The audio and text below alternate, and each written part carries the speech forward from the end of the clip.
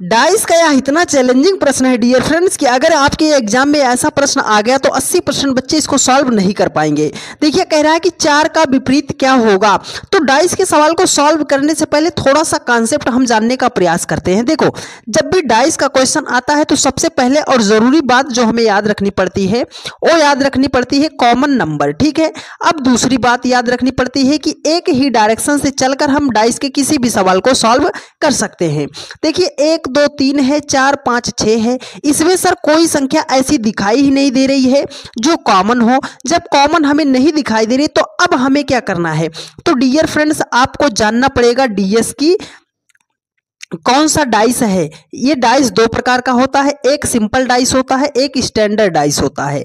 तो इस डाइस को हम कैसे जानेंगे? देखो, आप इसको बगल की 2 फलकों को ऐड कीजिए। 6 5 11 हो जाएगा, 6 4 10 हो जाएगा, 5 4 9 हो जाएगा, 3 2 5 हो जाएगा, 3 1 कितना हो जाएगा? 4 हो जाएगा, 2 1 कितना हो जाएगा? 3 हो जाएगा।